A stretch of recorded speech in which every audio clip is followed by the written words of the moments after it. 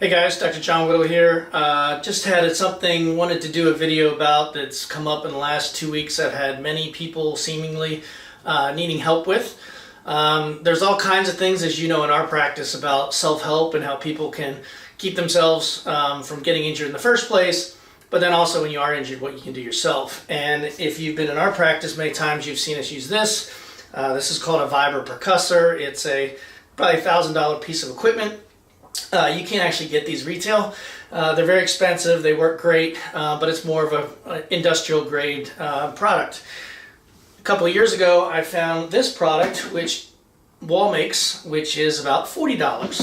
Exponentially cheaper. Does it work quite as well? No, it doesn't work as well, but again, for such a cheap price, this is something that anybody can get themselves, and you can use at home for all sorts of things. The problem is if you don't use it properly, you're not going to get near as much results, and that's kind of what we found. So a big difference between a percussor and something that does the vibration and a massager is instead of rubbing, it actually is tapping. And that tapping makes a frequency that actually helps to penetrate. It works very, very well. So it does like a deep massage, but actually with a lot less effort. So the two mistakes people do is they put it on too high thinking that it's going to be a massager. And you really don't want to do that. You actually want it at a fairly medium to low speed.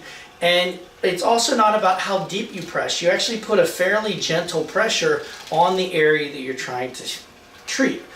The other thing about it that a lot of people seem to be mistaking or forgetting to do is you also want to use motion while you're doing that. So I'm going to turn this off just in case that sound is a little bit off. But when you're doing it, you want it on that low point, and let's say we're just working with a forearm problem, a tennis elbow, something like that. You usually don't want to be right where the big problem is. You want to be right nearby it. You don't want to be right on, let's say if you've got a nerve impingement and stuff, but right nearby. And as this would be tapping, just slightly, you want to move your muscle through that range of motion. So you actually want to make sure you want to shorten the muscle, and then you want to elongate it while you're doing that, and you will get much, much better results when you do that. It's okay to do just static. I mean, you can kind of go with the flow. Most people do figure what works and what doesn't for them, but a lot of people, it seems, are forgetting to move while you're doing that. And that would work the same for a hip, something like that. If you're on someone's hip, I'm going to be a little high because so you show in the video, but let's say you're doing a sciatic piriformis, you would want to actually be bringing your leg up, you would want to be kicking your leg back, you want to be rotating, you want to be moving that muscle through that range of motion,